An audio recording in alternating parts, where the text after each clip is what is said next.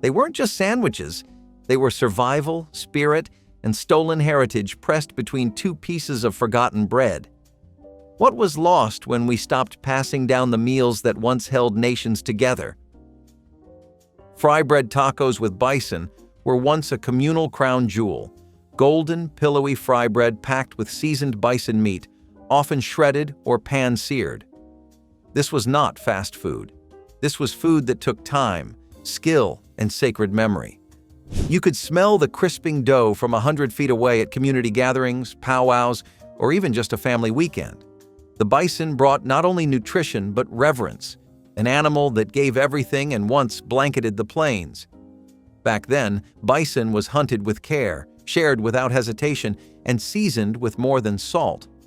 These tacos might have been topped with beans, chilies, or a scoop of sweet squash mash, wrapped in foil or corn husk for later. Today, fry bread survives mostly through carnival stands and powwow vendors, but its pairing with bison has quietly slipped away. Why? Some of it is cost. Some of it is loss. Some of it is the fact that bison is no longer something families can just have. It has been pushed to novelty status.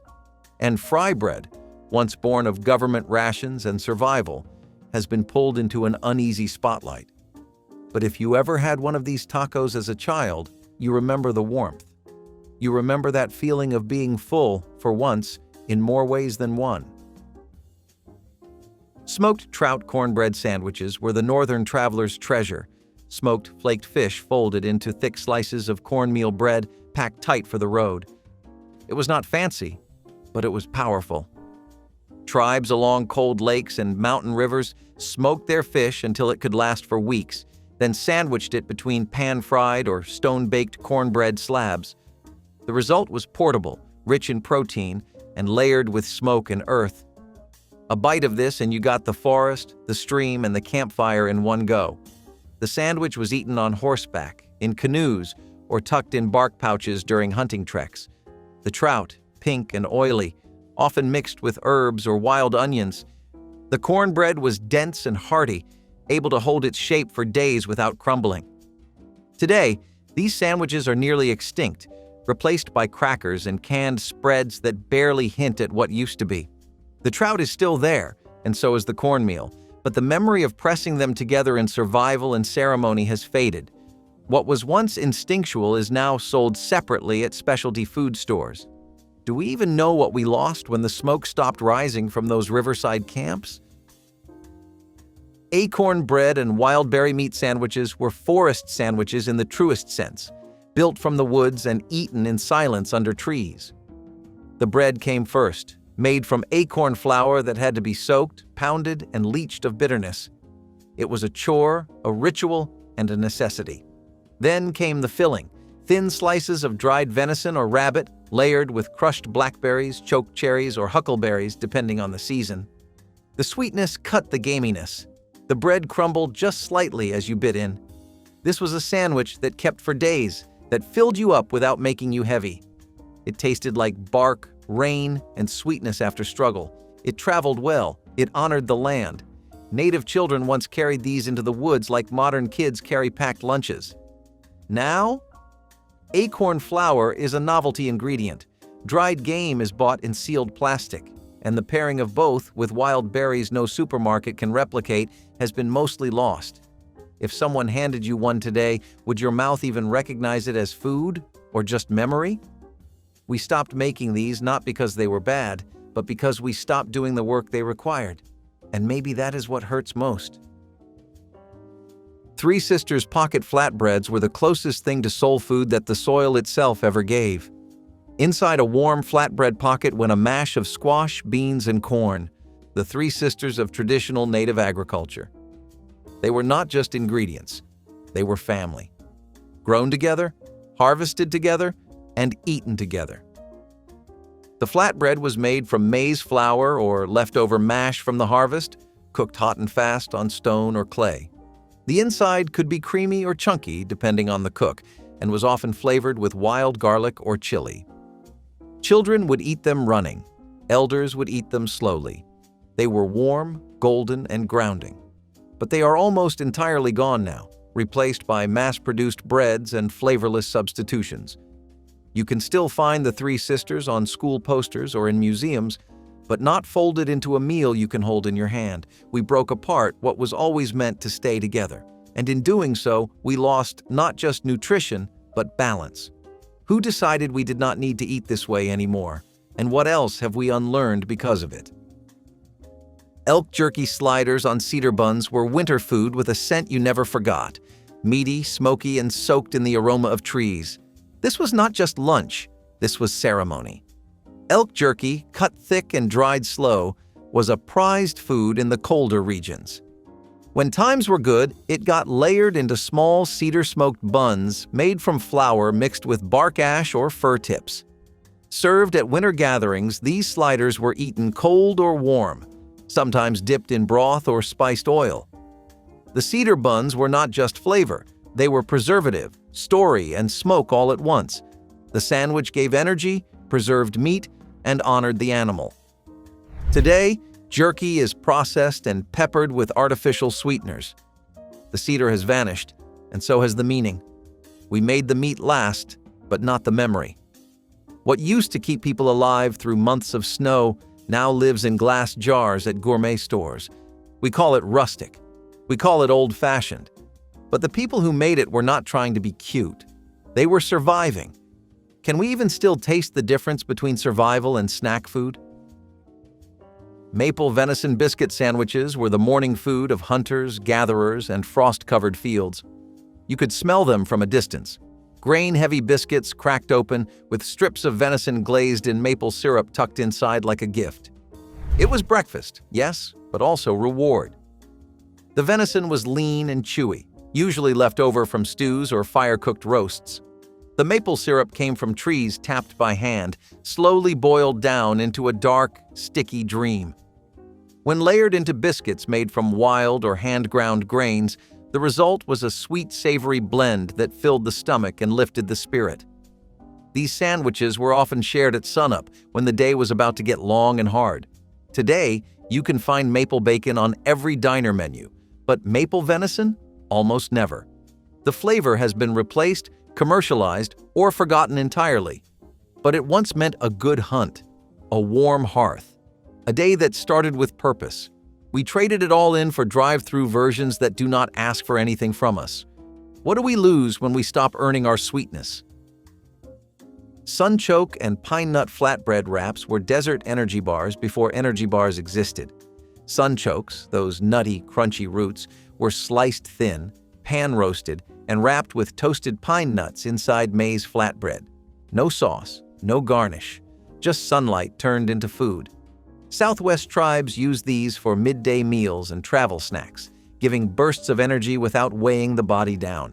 Sunchokes, with their natural sweetness, paired perfectly with the buttery richness of pine nuts. The wrap was soft, earthy, and grounding. Nothing fancy, but everything thoughtful. You could walk all day with one of these in your satchel and still feel strong. Today, sunchokes are rediscovered only by chefs looking for obscure ingredients, while pine nuts are sold at luxury prices. The wrap? Gone. What was once survival food has become exotic. But there was nothing exotic about it when it kept you going through dry winds and endless miles. We did not call them superfoods. We just called them food. And that might be the biggest difference of all. Salmon belly sandwiches with wild greens were pure coastal power, fatty, rich fish layered with gathered greens and tucked into dough made from maize or even wrapped in kelp. The belly was the prized cut, oiled and luscious, smoked or seared just enough to flake apart. The greens were bitter or sharp, dandelion, nettle, or mustard leaves picked fresh from coastal soil. The bread varied, sometimes dense and baked, other times simply a blanket of dried seaweed. Either way, the effect was the same. Nourishment from land and sea, eaten slowly or taken for a cold journey ahead. Salmon belly is now tossed aside in favor of cleaner cuts. Wild greens are weeded out or sprayed over. And the knowledge of how they fit together? Nearly gone. These sandwiches were medicine in a way. They kept bones strong and hearts full. Now we barely know what to do with them. What happens when we forget how to eat the best parts? Wild rice cake sandwiches with duck were sticky, rich, and deeply satisfying. Meals built near lakes, cooked over fire, and eaten with reverence. The rice was hand-harvested by canoe, soaked and shaped into firm patties, then griddled until crisp on the outside and chewy inside. Duck meat, usually smoked or slow-roasted, went between them. No sauce needed. The fat from the duck seeped into the rice, making each bite earthy, oily, and full of depth. These were celebration foods and everyday lunches rolled into one. The sandwich was portable, delicious, and deeply tied to the rhythms of water and migration. Wild rice still exists, but much of it is cultivated and stripped of its ritual. Duck is a delicacy now, not a staple. Together, they were once food and identity. We have kept the ingredients, but not the reason. Can you taste the difference when you do not know why it mattered? Cactus fruit and cornmeal sliders were the roadside miracle of the Southwest. Bright, spiced cactus fruit mashed and served inside thick patties made from masa. They were tangy, sweet, and just a little spicy. No two batches were ever the same. The cactus fruit, also called prickly pear, was roasted or boiled and sometimes mixed with chili or smoke-dried herbs. The cornmeal was turned into cakes or buns, fried golden on the outside and steaming inside. These sliders were eaten cold during treks, packed in wrapped leaves or thin cloth. The sugars gave energy. The corn kept the body going. They looked simple, but they were carefully balanced survival meals. Now, cactus fruit is made into candy or cocktail syrup. The cornmeal sliders? Replaced by frozen buns and fast food slogans. These sandwiches were not designed for flavor alone. They were made for movement, for endurance, for life in the dry and open spaces. And when we stopped walking the same roads, we stopped making the same food. What else have we let dry up? Buffalo heart sandwiches on stone bread were once reserved for warriors and hunters. Thin slices of buffalo heart grilled directly over open flame, then served on thick, chewy rounds of unleavened bread cooked on hot stones. This wasn't just food, it was fuel. Dense with iron and flavor, the heart meat had a gamey bite softened only slightly by the bread's smoky crust. It was eaten with bare hands, no utensils, no ceremony, just fire and hunger. Some added wild herbs, others nothing at all. It was a meal designed to travel, to sustain through hard rides or long scouts across open plains. The bread, dense and flat, could last for days. The heart, once cooked, was chewy but nourishing. In colder months, the sandwich would be wrapped in hide and tucked into a satchel, staying warm for hours against the body. Today, buffalo heart is more likely to be seen as an oddity at a specialty butcher, the tradition forgotten or sanitized into restaurant novelty. But once, this sandwich told a story of strength, sacrifice, and survival, etched into every bite by hands hardened from the land. Turkey and cranberry pemmican sandwiches were the original trail mix meets Thanksgiving dinner.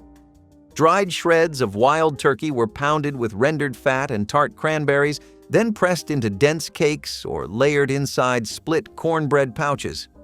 This was not a meal made for pleasure, it was made for endurance. But somehow, the sweet-savory combination felt familiar, even warm. Carried during northeastern winters, this portable power food was eaten during hunts, travels, or times when game was scarce and the snow ran deep. Sometimes additional nuts or seeds were mixed in, and when cornbread was on hand, it became a sandwich, dense, chewy, and surprisingly rich. It didn't need refrigeration, it didn't spoil quickly, and it held the memory of autumn feasts long after the season had passed. Today, pemmican is known mostly among survivalists and historians, but this specific turkey and cranberry version was once common in the colder woodland regions. It's strange to think a meal this ancient tastes so much like the holidays, but maybe that's the point. It held on to warmth when everything else had frozen.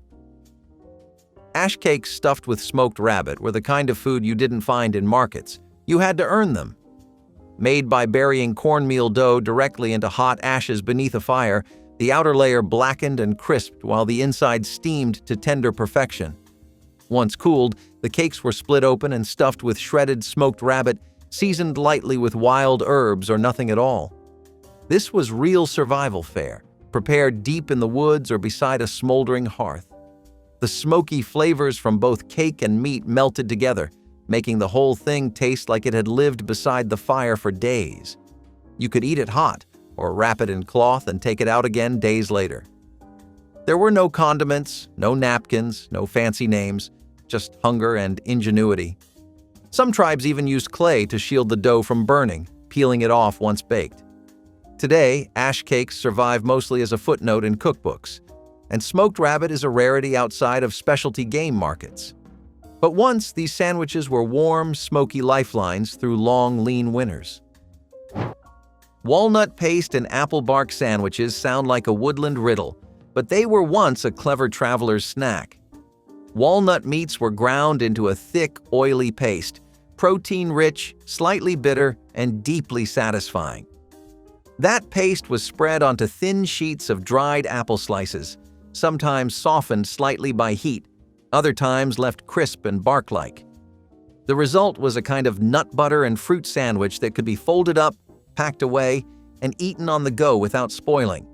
The flavor was earthy and sweet, with a dry crunch that left your mouth thirsty but your belly full. Some versions even included hickory nuts or a drizzle of wild honey when available, though those were luxuries. It didn't need to be pretty, it just needed to work.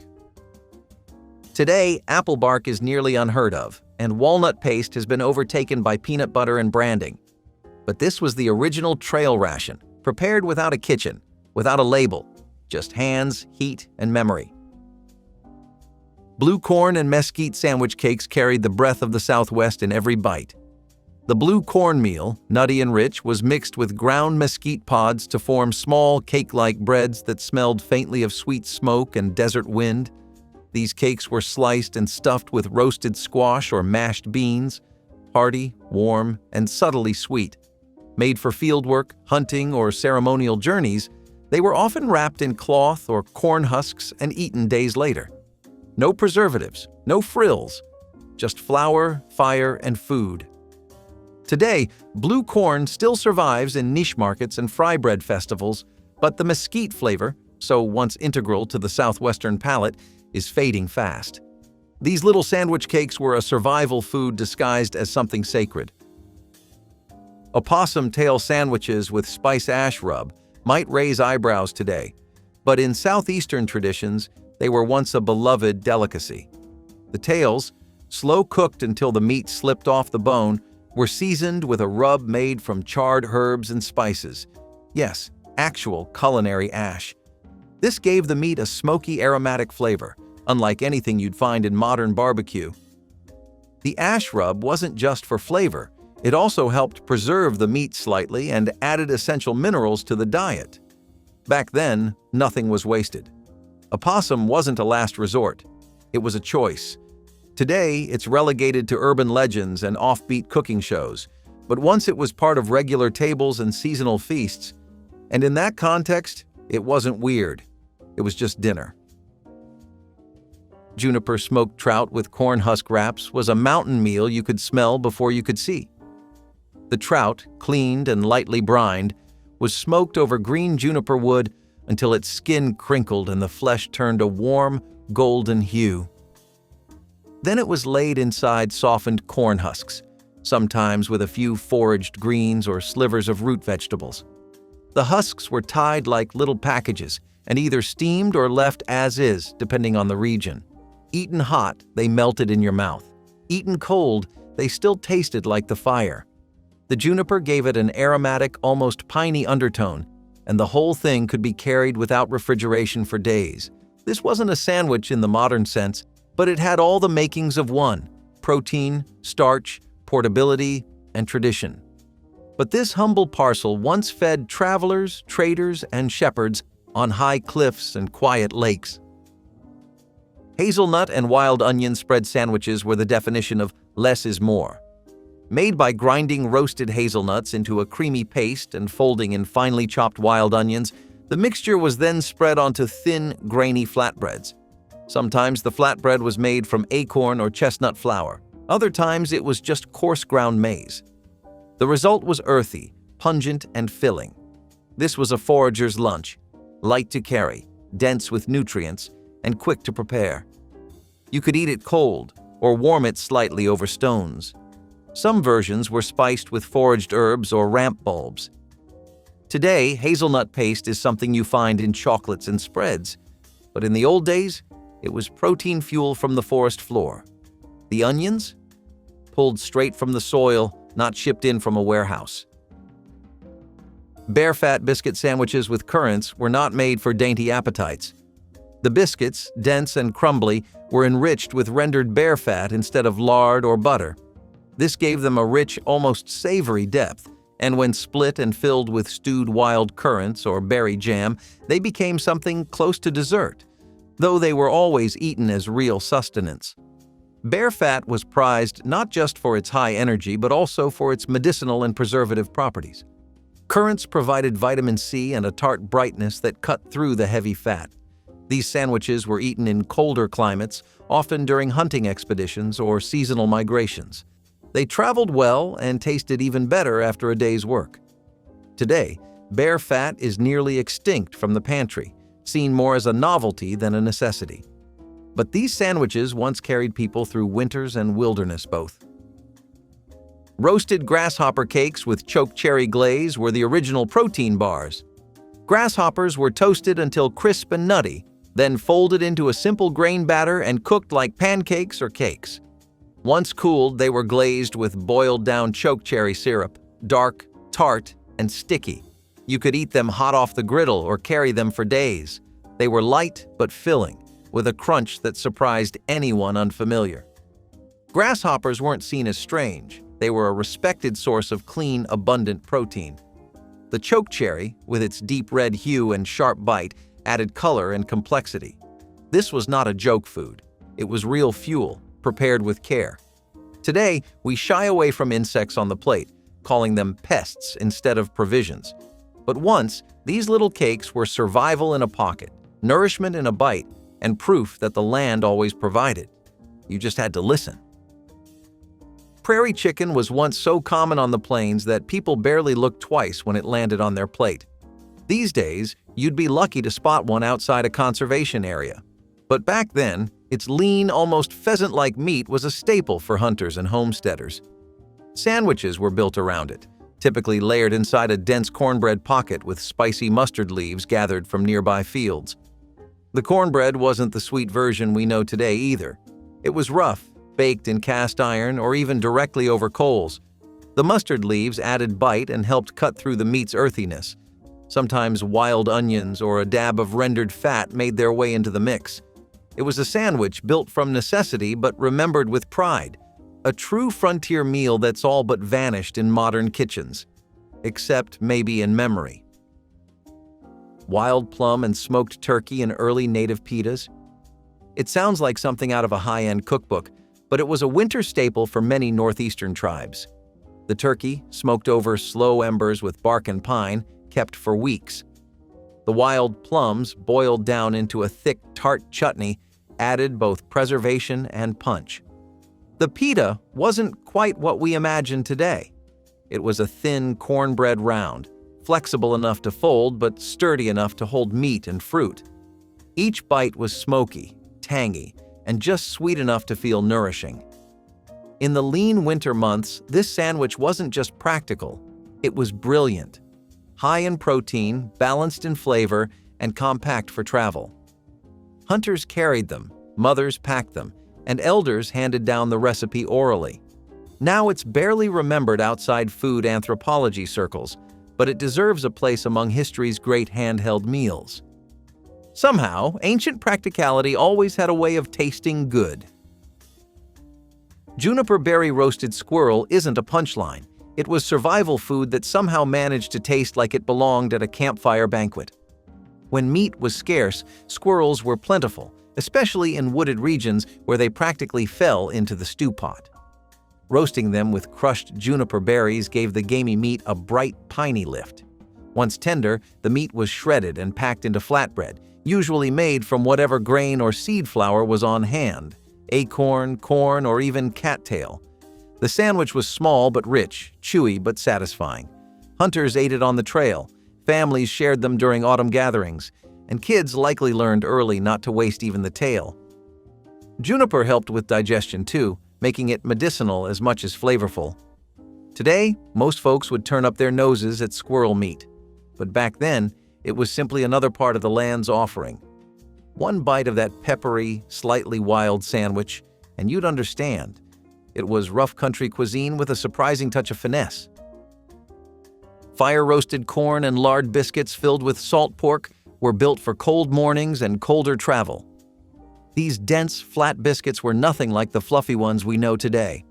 They were grilled directly on a hot stone or cast iron plate, usually laced with rendered lard to make them heavy, crumbly, and high-calorie.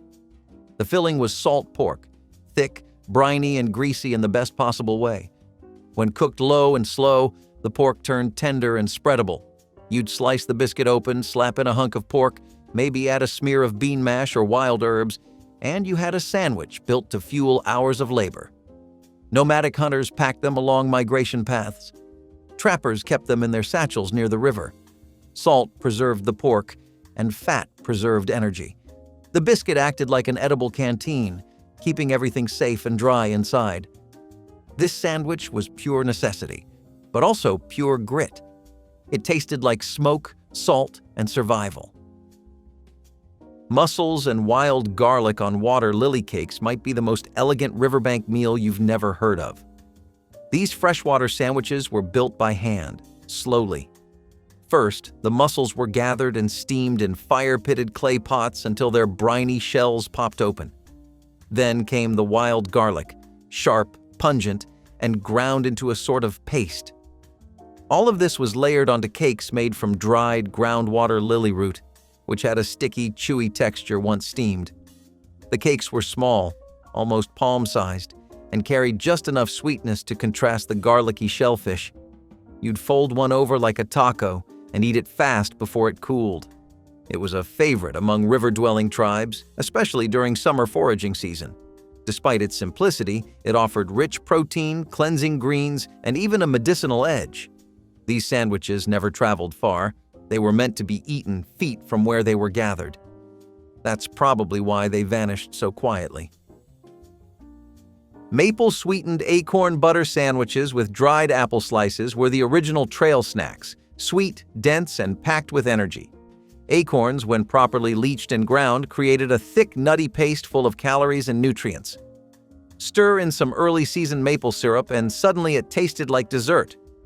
For bread, people used dehydrated apple slices or flattened nut cakes, anything stiff enough to sandwich the acorn mash.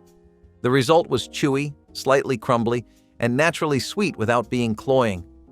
It was the kind of meal you packed for a long walk through the woods or to keep kids happy on chilly afternoons. Because everything was dried, it kept well in a pouch or bag. No mold, no spoilage, just slow energy for long days. These were especially popular in fall and winter when apples were drying by the fire and sap was being collected. Nowadays, we call it snack innovation. Back then, it was just common sense. Delicious, portable, and humble. It was survival with a smile. Fried gizzards on corn cakes with hot pepper relish might sound like something from an old southern fairground, but this sandwich had roots deep in native kitchens. Gizzards, the muscular part of a bird's stomach, were cleaned, simmered until tender, then fried crisp with fat and ash-seasoned flour. Plopped onto a thick corn cake, gritty, smoky, and fresh off a fire, they became the star of a meal that was equal parts chewy and crunchy. The pepper relish? Fermented wild chilies, onions, and sometimes even fermented berries added a bright, spicy contrast. This wasn't food for the faint of heart. It had texture, heat, and history. You'd often find it at powwows or community cookouts where nothing went to waste. But it also showed up in lunch pouches for long hunts or days spent at river camps. Today, gizzards are usually discarded, and wild pepper relishes replaced by bottled versions. But this sandwich was more than rustic. It was resourceful, bold, and unforgettable once you tasted it. Sturgeon jerky on split plantain wraps may sound tropical, but this sandwich hails from the icy edges of the Great Lakes. Sturgeon was once so common in those waters, people smoked it like firewood. After long, slow smoking, the meat turned dark, dense, and slightly sweet. A true jerky. The wrap came from plantain-style leaves, broad, slightly bitter greenery steamed soft and folded like a taco. Inside, the jerky was sometimes mixed with marrow or fat to rehydrate it slightly, giving each bite a chewy, satisfying depth. Hunters and fishers carried these in bark pouches, unwrapping one for a fast burst of energy. It was practical, no plates, no prep, just pure fuel. The bitterness of the wrap and the richness of the sturgeon balanced beautifully. Once a common sight on trading routes, this sandwich has nearly disappeared except in oral stories and some rare ceremonial meals. It was survival disguised as tradition, and once upon a time, it fed nations. Pumpkin seed butter sandwiches with roasted maize were the ultimate kids' snack on the Great Plains. Pumpkin seeds, cleaned, dried, and stone ground into a rich green paste, were the peanut butter of their day. Roasted maize kernels, sometimes pounded or kept whole, added a crunchy contrast that popped with every bite. The bread was usually a small, flattened maize cake, baked over fire and pliable enough to hold a smear of seed butter. This was the kind of treat a grandmother made from whatever was left after harvest. It was protein-rich, full of good fats, and easy to tuck into a pocket or basket. Sometimes a bit of honey or berry syrup was drizzled on top if available. Children loved it, but adults did too. It kept energy up without spoiling, making it a favorite for long journeys or field work. Today, pumpkin seed butter has made a comeback in health food aisles, but few remember its roots. On the prairie, it was more than a snack. It was tradition. Sweetgrass smoked goose on wild grain rolls sounds like something you'd order in a restaurant today, but it began as ceremonial food. Sweetgrass, a sacred plant, was dried and used to line smoking pits.